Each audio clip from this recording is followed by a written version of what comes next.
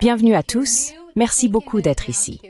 Si vous êtes nouveau, prenez une minute pour vous abonner et suivre mon travail sur worldaffairsandcontext.com.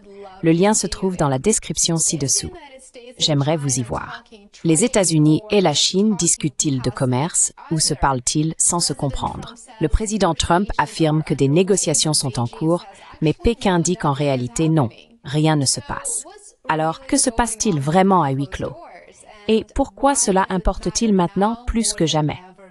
Analysons la situation. Jeudi, Trump a fait sensation en disant aux journalistes qu'une réunion avait eu lieu entre les États-Unis et des responsables chinois, suggérant que les discussions commerciales étaient actives et en cours.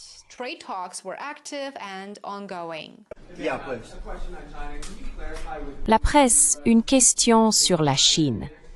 Pouvez-vous préciser avec qui les États-Unis discutent en Chine? Ils disent que c'est une fausse nouvelle, que des pourparlers commerciaux ont lieu. Eh bien, ils ont eu une réunion ce matin, donc je ne peux pas vous dire, peu importe qui ils sont.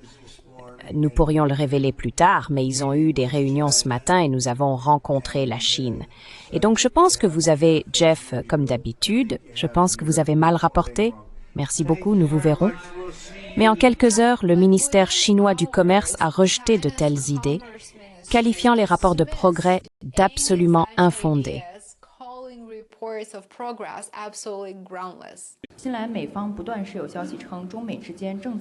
Récemment, il y a eu des nouvelles constantes des États-Unis selon lesquelles la Chine et les États-Unis négocient et vont même parvenir à un accord. Pouvez-vous confirmer si les deux parties ont commencé des négociations? Ce sont toutes de fausses nouvelles. Autant que je sache, la Chine et les États-Unis n'ont pas négocié sur la question des tarifs, ni n'ont atteint un accord. Leur message aux États-Unis était clairement direct. Si Washington veut vraiment des négociations, qu'il abandonne les tarifs et commence à montrer du respect. Rappelez-vous que la Chine a utilisé ce mot « respect » il y a plusieurs semaines en disant que toute future négociation devrait être respectueuse, basée sur le respect mutuel. Any future negotiations should be respectful, based on mutual respect. Donc le message de Trump a été un peu partout récemment. Un jour, il dit que les tarifs pourraient être réduits. Et Scott Bessent le répète en quelque sorte. C'est vrai. 145%, c'est très élevé. Et ce ne sera pas aussi élevé. Ça ne va pas être aussi élevé. Ça a atteint ce niveau. Nous parlions du fentanyl, où, vous savez, divers éléments l'ont fait monter à 145. Non, ce ne sera nulle part aussi élevé. Ça va baisser considérablement, mais ce ne sera pas zéro. Ça a été zéro. Nous avons été complètement détruits. Nous allons être très gentils. Ils vont être très gentils. Et nous verrons ce qui se passe. Mais en fin de compte, ils doivent conclure un accord, parce que sinon, ils ne pourront pas commercer aux États-Unis. Donc, nous voulons qu'ils soient impliqués. Mais ils doivent, et d'autres pays doivent conclure un accord.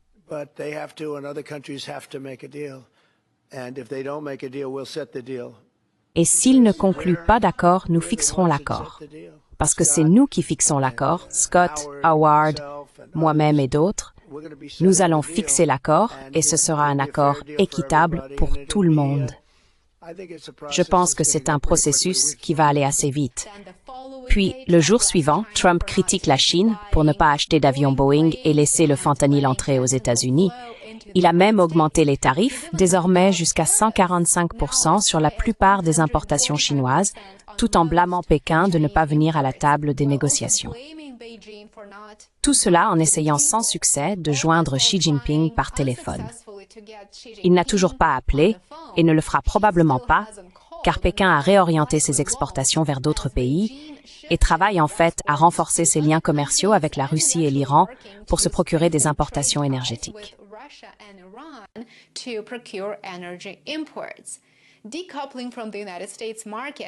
Le découplage du marché des États-Unis pourrait en fait être plus facile pour la Chine et pas aussi douloureux pour la Chine que le découplage des produits fabriqués en Chine le serait pour les États-Unis. Rappelez-vous, plus tôt cette semaine, le secrétaire au Trésor Scott Bessent a déclaré que les tarifs douaniers exorbitants de Trump ne sont pas viables. Il a dit qu'ils sont tout simplement insoutenables. Et Trump lui-même a admis que les droits de douane devraient être considérablement réduits. Il n'y a donc vraiment aucun doute sur le rôle des tarifs douaniers et leur impact sur l'économie américaine. C'est juste une question de politique et de choix politiques. Pékin, d'autre part, demande un retrait complet de ce qu'il appelle des tarifs unilatéraux.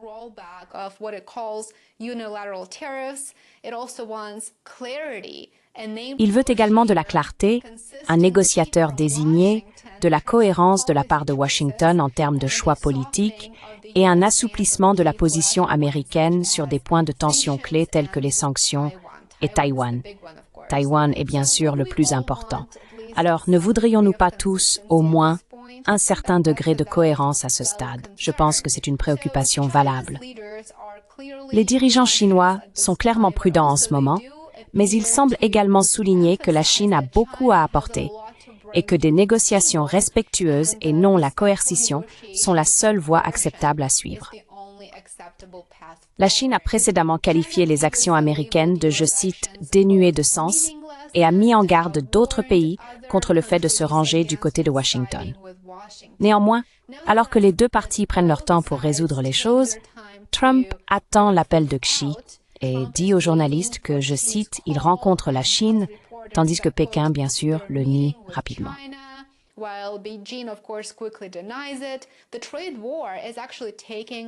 La guerre commerciale commence à faire des ravages. Selon Bloomberg, la croissance de la Chine est forte. Voici ce que Bloomberg écrit. 5,4%, dit-il, au premier trimestre de 2025. Mais cet élan pourrait ralentir si les tarifs continuent de mordre. Les guerres commerciales, bien sûr, ralentissent le commerce mondial et impactent les deux côtés, les États-Unis et la Chine. Pendant ce temps, les dirigeants économiques avertissent que l'économie mondiale glisse vers ce qu'ils appellent un chemin de haute friction et de faible confiance. Et c'est effectivement vrai.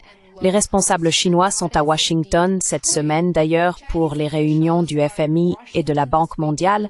Ils rencontrent des représentants des États-Unis, de l'UE et du G20.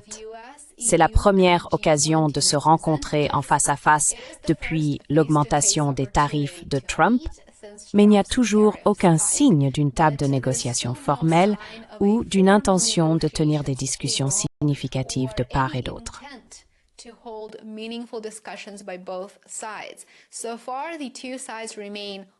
Jusqu'à présent, les deux parties restent enfermées dans une impasse publique tandis que la communauté économique mondiale observe, espérant au moins une certaine forme de résolution. Trump dit également que les discussions ont lieu. La Chine dit qu'elles n'ont pas lieu. Il est difficile de savoir où en sont les deux parties. Cependant, quelque part au milieu se trouve la vérité et le sort d'une relation commerciale valant des centaines de milliards de dollars. La diplomatie percera-t-elle le bruit ou nous dirigeons-nous vers une nouvelle série d'escalades? Laissez un commentaire ci-dessous, faites-nous savoir ce que vous en pensez. J'aimerais avoir votre avis. Restez à l'écoute et n'oubliez pas d'aimer, de vous abonner et de partager. Devenez abonné sur worldaffaires.com. Soutenez mon travail, c'est très apprécié, et je vous retrouverai ici demain. Profitez du reste de votre journée. Au revoir pour l'instant.